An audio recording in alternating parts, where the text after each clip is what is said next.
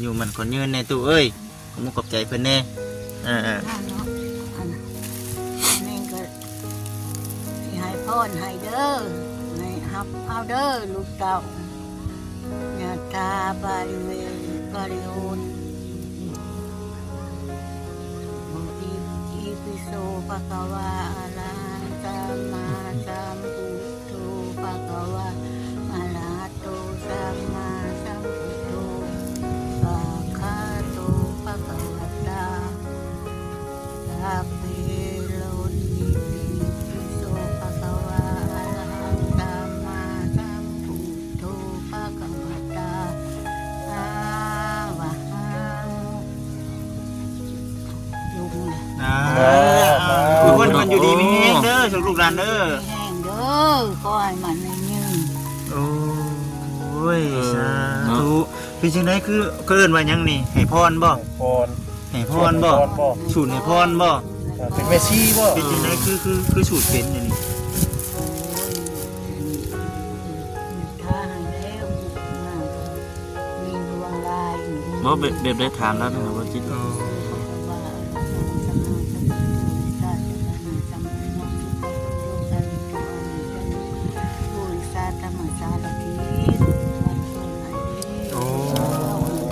าะ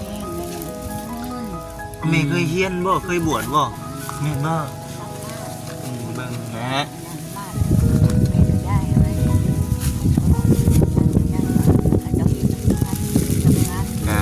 ก่อนอื่นก็เบิ่งเด้อโตเฮาก็ให้อยู่แต่ว่าให้เป็นบางส่วนบางอย่างคันเฮาสิให้เบิดอันนี้มันบ่เบิดบ้านนี่มันบ่ทั่วถึงได้ตัวเอ้ยก่อนนึงก็ยามันบ่ก็ได้ว่าได้กินน้ำกันบ่แล้วคือเห็นว่าตัวเองนะเนาะแม่นบ่ตัวเองก็ยังเขาเจ้าเบิ่งแม่นบ่แล้วฉันอันนี้ก็แล้วแต่ปัจจิตปัจจัยของทางแม่ก้อนนึงนี่พี่น้องเด้อก้อนนึงนี่แบ่งกันนี่เด็กน้อยมันหลายเด้ ชาวบ้านมันหลายกันเด้นี่ต้อง3คนก็ว่ากันไปเนาะ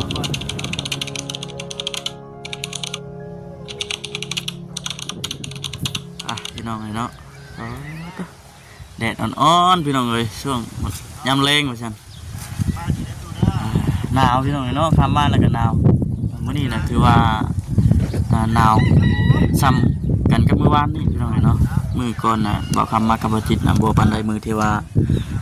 มาหาแม่ตู้แล้วมื้อทำอิฐมื้อแรกเลยหั่นนะบ่หนาวบ่ได้มื้อนั้นแต่ว่ามื้อนี้เว้ยหนาวทักทายสบายดียามแรงเลยพี่น้องเด้อเนาะกำลังพี่น้องเลยกำลังมาสิพากันกลับเลยล่ะถ้ามาจิตเพิ่นมอบเครื่องมอบของให้กับทางเงินตู้แม่เพิ่นก่อนแป๊บนึงแล้วก็พากันกลับเผื่อมือฮอดเฮือนรสชาติก็ค่ำตื่นแล้วมืดพี่น้องเลยเนาะสบายดีFC เพิ่นทุกคนเด้อเนาะเหมือนกันเจ๊ยังแค่นี้เนาะเฮ้ยนะไม่ยังนะเจ๊ฮ้อนหนาวปะตุ๊แล้วหนาวก็เลยจะนั่งพิงไฟนั่งพิงไฟปะเดี๋ยวนี้โอ้เผาหุดเข่าอีกบ่ขออนุญาตน้ำเคยกินยี่บ่ขนมนี่ผักบัวแล้วกันนี่3 ต้น 3 ก๊กพี่น้องเอ้ยก๊กผักบัวเคยกินก็กินให้เบิ่งเลยตู้เอ้ยเป็นขนมแซนด์วิชเนาะแซนด์วิชอยู่ในห้างลูกเองนี่แหละอันนี้นะผู้ใหญ่เพิ่นอุดหนุนห้างพร้อมเนาะตัวจันแต่กระต๊อบเราเลยนะหักลงเนาะติดปึ้งอยู่นะเป็นแต่แซ่บที่ตู้นี่สุดใหญ่สุดจัดสุดใหญ่พี่น้องจะว่าไข่กูเก่งนะมันสิคือเก่งน้ำไหม้อยู่บ่ล่ะมึงดูคือสิบ่คือเก่งน้ำไหม้หรอกเบิ่งครั้งแล้วเนาะกินพอแห้งก่อนนะเนาะไปตัดอ้อยอีกดิที่ใจมันนี่ก็แซ่บคือกันนี่แซ่บหนาวให้ตุนซัดแล้วเรากันเนาะหนาวจนชั้นโอ้ยเป็นตัวหนาวแห้งนี่เนาะหนาวแล้วครับเนาะติดนี่เป็นยังอาบน้ำมาแดงนี่มากไปจ้านะอันนี้กับขนมนี่โอ้ยเนาะขัด เป็นยังไม่ตู้เอ้ยเนาะ เพื่อนชาติเราแล้วเนาะบ่มีแนวอัดบ่มีแนวบังเนาะ แล้วก็มีเกลือด้วยตู้เด้อ ของเราพี่น้องเลยเนาะส่วนของเวลาเราจะไปตัดอ้อยตัดยางคือนอนมีแนวปิดแนวบังคือสิ ดูดีพี่น้องเลยเนาะ โอเคอยู่พี่น้องเลยเนาะเวลาไปเฮ็ดเวียกเฮ็ดงานมีแนวล็อกมีแนวขังมีแนวบังกันสิบ่ห่วงน้ำเครื่องน้ำคลองบ่ได้นะพี่น้องเนาะสำหรับบ่ความคิดได้ปึ้งๆอยู่ทางนี้กัน คนผมมีแต่ว่าไม่เขาชัดมาให้คนแล้วเนาะสิ่งที่สำคัญดีทุก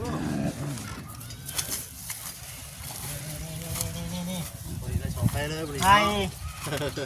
สองเต้เลยได้ โอ้สองเด้งเลยมื้อ มา นี้ ให้เรา น้ำกับไข่ น้ำกับไข่ กับมีกับมาม่ากับปลากระป๋องกับมีขนม คือว่าแล้วอาจจะแน่จังหน่อยจักใดเนาะแบ่งปันกันกินเฮาอยู่น้ำเพลินสิแหละบัดเฮาบ่มีเฮายังขอเพิ่น เลย กินคืนบ่ลงบ่ กินผู้เดียวแล้วกินคืนบ่ลงเนาะตู้เนาะ เดี๋ยวคืนบ่ลงเนาะ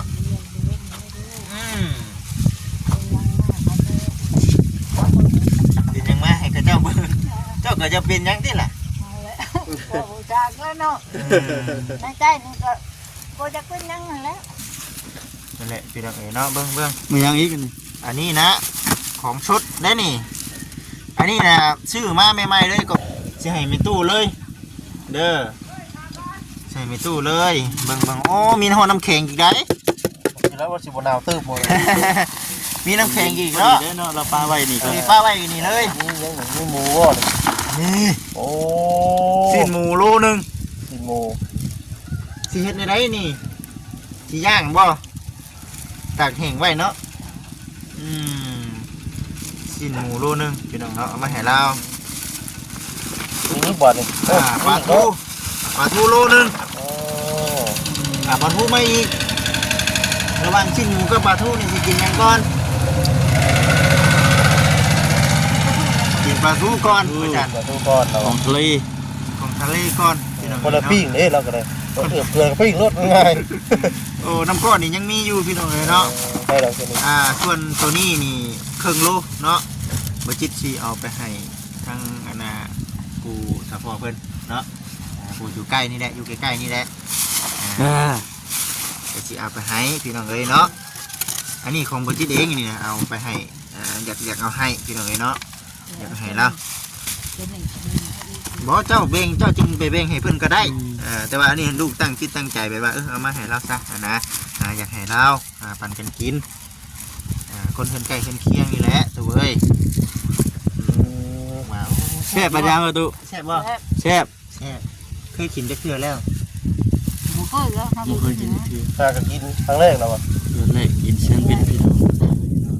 แช่นแล้วบัดกินบ่น้ ให้เราน้ำกันติดซุกว่าใครปอกกินรสบานเนี่ย ำ เนาะ บวงของเราบว ยัง งมันยังมีเนาะ หมอแกง หมอนแน่เลย หมอน ผ้าห่มมันยังมันอยู่ หมอนแล้วเอาใส่นั่นได้บ่สิ นี่อยู่ยัดใส่กับกระสอบ กระสอบนอนเลย แม่เดี๋ยวมื้อหน้าคันว่าเฮาได้มาอีกพี่น้องเอ้ยเนาะยังบ่เช้าหนาวอยู่อันนี้หรือว่าดีใจชั้นบ่หรือว่าจังไดหนาว นับกันนะเนาะนับกัน จักดีใจแน่เลยเนาะ เออ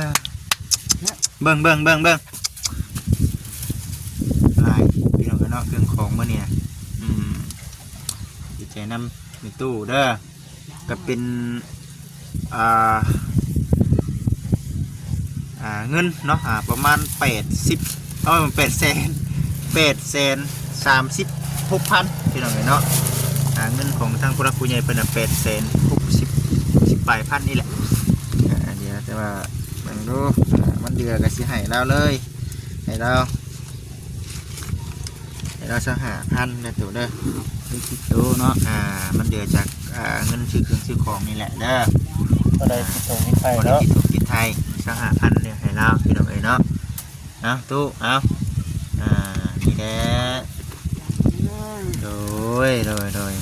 อันนี้นะเด้อตู้เด้อเนาะปะไว้ใช้ละบาทนี่หาบอลปะละบาทนี่เนาะอันนี้น่ะพังเด้อลูกสิว่า เป็นเงินเนาะของทั้งลูกทั้งหลานอยู่ทั้งUSA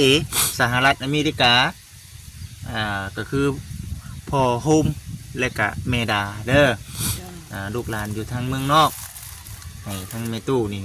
ให้พรลูกหลานเพิ่นแน่ให้พรลูกหลานให้พรผู้รักผู้ใหญ่เพิ่นนี่แหละเนาะให้พรพ่อโฮมเมดาให้เพิ่นอยู่ดีมีแห้งอยู่มันก่อนยืนในตู้เอ้ยขอบใจเพิ่นแน่นั่นเนาะอันนี้ก็สิให้พรให้เด้อให้ฮับเอาเด้อลูกเต้าญาตาปาริเวปาริโอนโออีปิโสภะคะวะอะระหังสัมมาสัมพุทโธภะคะวะอะระหะโตสัมมาสัมพุทโธสัพพะโตภะคะวะตาสัพเพโลอิติปิโสภะคะวะอะระหังสัมมาสัมพุทโธภะคะวะตาอะวะหังลุงเลยคือมันอยู่ดีมีแห้งเด้อชมลูกหลานเด้อมีแห้งเด้อขอให้มันให้ยืนโอ้ยสาธุเป็นจังไดคือเอิ้นว่าหยังนี่ให้พรบ่ให้พรบ่สูตรให้พรบ่เป็นเมซี่บ่เป็นจังไดคือสูตรเป็นอย่างนี้โอ้ยอันนี้ท้าให้แล้วว่าก็มีดวงลายบ่แบบได้ถามแล้วนะครับว่าจิตเพราะว่าอะไรนะสมาสัมพุทโธสาธุบานาสัมปันโนทุกขโตโลกาลิตุอามิเตโลปุริสาธรรมสารทิไว้เพิ่มหน่อยดิถูกเนาะแม่เคยเฮียนบ่เคยบวชบ่เคยไปเคยมานี่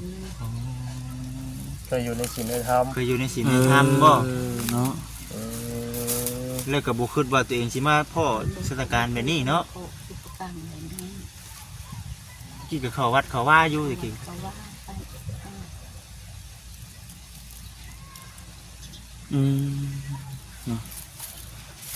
แทบอึ้งเลยแล้วพี่น้องแบบนี้กัน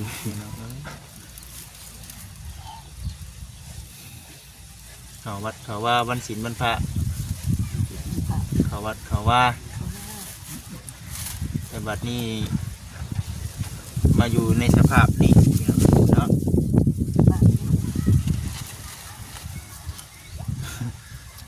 ทั้งน้อยอกน้อยใจค่อยใจน้ำแน่ดีใจน้ำแน่ค่อยใจน้ำแน่เนาะ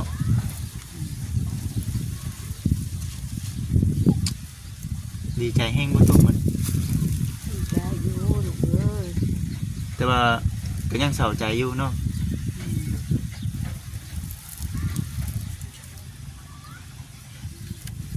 คิดเห็นลูกเลยมันต่ำใจแน่แน่นอนตัวเนาะ ลูก2 คนหมดยังคือเป็นเด็กที่นะ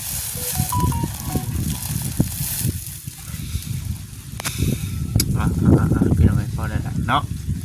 ในเรื่องนี้ก็บอกไปหลายเมย์เป็นแห้งขึ้นหลายบอกมาเป็นแห้งขึ้นนัก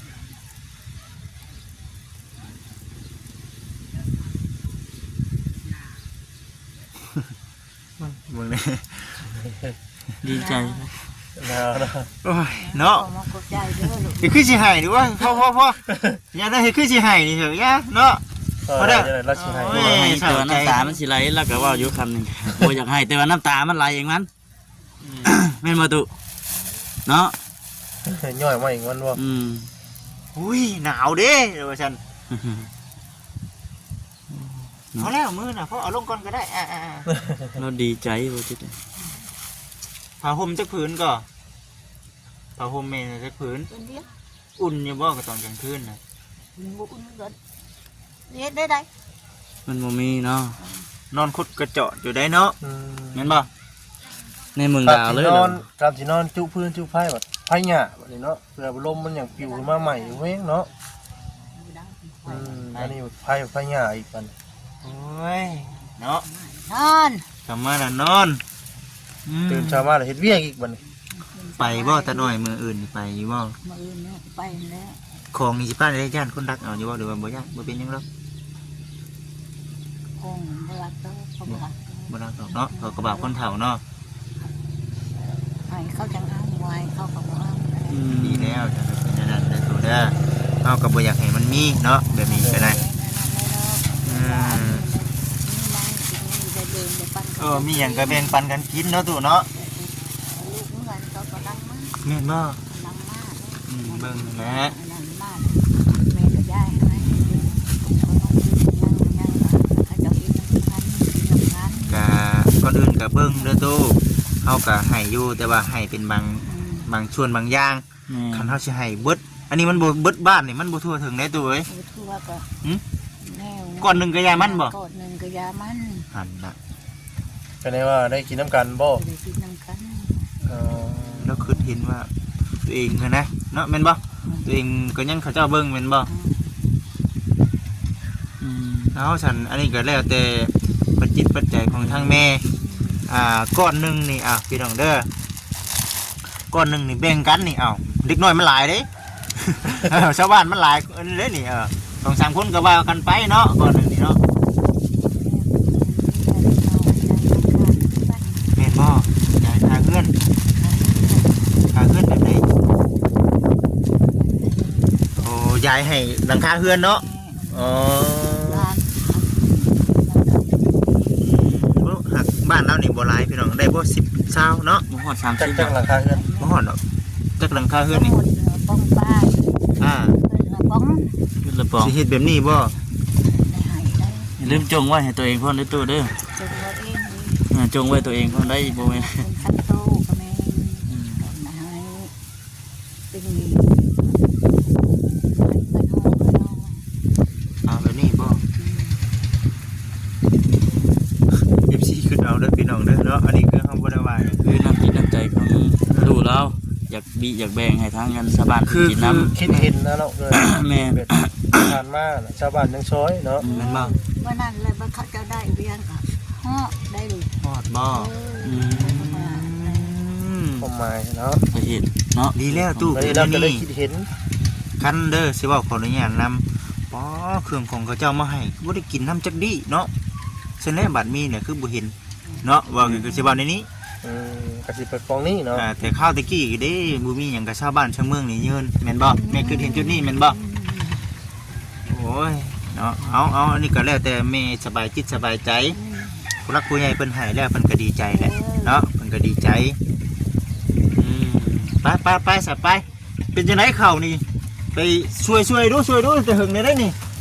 สิช่วยแบบไรนี่ตู้เอาอึบได้บ่ขออนุญาต เขา สิเฮ็ดได้นี่เบิ่ง น้ำมันหนึ่งบกเลยปะจ๊ะ ถ้าหนึ่งบกไปแน่นี่ โอ้ยังใส่ตะเกียงอยู่บ่ เศรษฐกิจถ้าบ่มีไฟได้บ่สิได้ข่อยจังว่าย่านอยู่ย่านอันนี้ เนาะ กลางค่ำกลางคืนเนาะ เพราะว่ามีตลาดเซลล์จักดอดจักหลาย สิบ่โต เจ๊สว่าง วัน เลย นี้เนาะหนาวเลยพี่น้องเนาะ สิบ่มื้อไหนพี่น้องเอ้ยฮะที่ไหน เอาขึ้นเองดอก เชี่ยวขึ้นเด้ เด้อคุณเด้อ จะขึ้นเองเนาะอึบเครื่องก็ได้บ่จิบเก็บขึ้นเลยเครื่อง เบิ่งเด้อตู้ระวัง แล้วตะวัวตาม เอาหัวตามโดเฮ็ดได้บาทนี่ เป็นได้บ่ แบบใส่ติ๊บเลยบ่ตุ โอ้ย ใส่กระชามเลย จะกระชามบ่บาท นี่คือขั้นตอนการช่วยเข่าของตู้แล้ว นี่เจ็ดบ่มีคนบนไหวเลยนี่ เต็มแล้วเนาะ ฮึบ ตุย ตุ้ย โอ้ แซ่บและมื้อนี้ไป มื้อนี้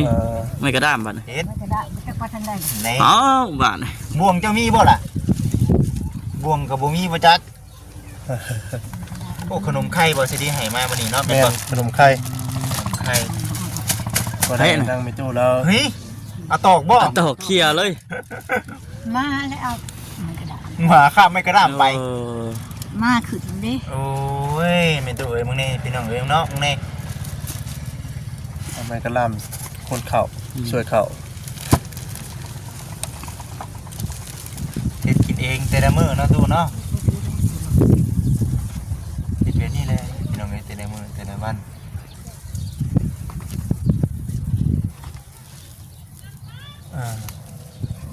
เออ หนึ่งตอนแรงเลยตอนเช้าได้เหรอตู้หนึ่งบ่ ก็เช่านึ่ง แล้วหนึ่งตอนเช้าเลย เรียกตอนแรกหนึ่งเถื่อน แล้วตอนแรงมื้อนี้มีของกินก็เลยหนึ่งแน่เนาะ ผมกินเจ็บกันหน้าเนาะตู้ ครับปันยังพี่น้องเอ้ยไข่ก็เท่าไหร่นี่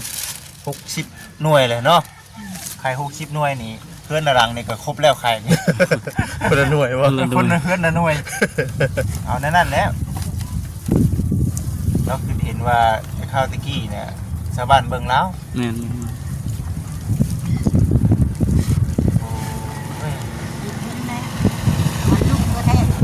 เอายังไม่กิน แม่นก็ นี่มาผมมีเขากินเขาจะเอาให้ได้ นี่แหละคือสาเหตุที่ว่าทางแม่ตู้เราอยากวิแบง ขนาดลูกแท้ๆยังเข้าน้ำท่าปลาไม่ได้กินหรอก เอาทั้งคนไม่ตู้ก่อนเสียบ่จิตแล้วแต่แม่เนาะ แต่แม่สบายใจว่าซั่นซะ สบายใจ แต่ว่าให้แบบใดแต่ก็อย่าให้จนเบิดจนตัวเองบ่ได้กินได้เด้อเออ จงวันจะขอ แม่ตู้เราฮู้อยู่หรอกเนาะจักอยู่ ดังหญ้าโอ้ยกึ่งปึงอยู่เนาะให้น้องเฮาบัดนี้ ไปแล้วเฮาบัด เอาสิขึ้นให้เรานี่เบิ่ง เอาเครื่องนี่บ่ อันนี้นี่มีปลาทูเนาะกับชิ้นหมูเด้อตู้เด้อ จะ สิปาดกันตักตอนกันจังว่ากันเนาะใครเอาเลี้ยงไว้ใส่ ได้ แต่ว่ามื้อนี่ก็คือจะได้พากันกลับปะแม่ตู้ก่อน ป้าไม่ตู้แล้ว มื้อหน้ามื้อไหนเด้อตู้เด้อ เพื่อนเดิมซ่า เงาแล้วไม่ตู้ นั่ นี่ นลองเบิ่งเด้อ ฮะ ลองเด้อชาโตนั่น สามตัวเด้งยังมานี่ ควาย เด็กควายเมนบอก พันเพิ่นเอาควายมาให้ผูกซื้อของกกเซามื้อนี้รถกระชามคันมา เมนและเลขรถจักเลขรถไผพี่น้องซื้อเอาเลยเมนบอก มา หมอน่ะคือซื้อให้ซื้อเล็กควาย ให้ซื้อเด็กควายเนาะ สาธุ สาธุพี่น้องเอ้ยเอาคือเมย์เพิ่นว่าก่ คื อน อ มา เล็ นี่ กแล้วมันคือเล็กแล้วนะคอยบอกเข้านะเข้าบ่ได้ซื้อนี่ เราให้ซื้อเลขควายเลข6ตัวมีเลขหยังแน่ แล้ว บอกได้สำนี้ก็ชื่อแล้วสิตู้ เลข3โต เลข3ตัว นี่คือว่า รักสามบ่ เรื่องเด็ก รักได้ พี่น้อง รั เนาะ กยัง เอารักหยังตู้ สิรักยัง รักสิรัก ควายสามตัว ควาย3ตัว รักสาม ตัวแท้ โอ้ยควายตัวนึงมันมี6ขา ชื่อเส้นเดียวนี่ผูกควายสองตัว โอ้ เสือกเส้นเดียว ควาย3 หนึ่ง ตัวเอาพี่น้องเดาเอาเด้อเนาะ เชือกเส้นเดียว 1 2ได้ยัง ควาย3โต คำว่าถึงเด็กในชื่อไม่ให้แม่เราอีกบอสดีเจ้า แล้วถึงนะ คะแนน ถึ ถึ ง ง วัน เนาะ ที่1เลยว่าซื้อให้รถ นี่ปลากระป๋องกับซาวเลยนี่เนาะซาวกลับเลยตู้ขออีกหลังคาเฮือนนี่ไข่ มาอีกกัน2เก็บเนาะ มาม่าอีกกะเท่าไรนี่30กะ6เนาะ60ห่อกะนี่แหละชาวบ้านเพิ่นบ่ว่าแหละของมันกับมีแล้วตู้เด้อ คำคูณอยู่ดีมีแห้งเอาก่อนชีนั่นลูกขอพรเลยอวยพรให้ก็ได้บ่ต้องยัดแทก อวยพรให้แน่ตัวเอ้ย สาธุลูกเอ้ยให้ลูกมันลูกเงินเด้อแต่นี่ต่อไปความเจ็บหายได้ความไข้บ่ให้มีไปทางใดก็ให้มีแต่พ่อดอกไม้เงินดอกไม้ค่ำเด้อนะคันต่อไปนี่ โดย ถูกจ้ะถูก ถูกดีมีแฮง ไปไม่ตู้มื้อไหนสิมาเด้อก ลับก่อนเด้อแม่เด้อ กลับก่อน กลับก่อนวันนี้ โดย โอเคนะตัวสบายดี สบายดี สบายดี พี่น้องเนาะโอเคอยู่ดีมีแห้งพี่น้องเดี๋ยวคลิปหน้าพบกันใหม่ คิดในพอกันไหมมื้อหน้าก่อน ในกะอยู่ดีมีแห้งกันเด้อทำพวกพี่น้องพี่กันเลยเนาะสบายดี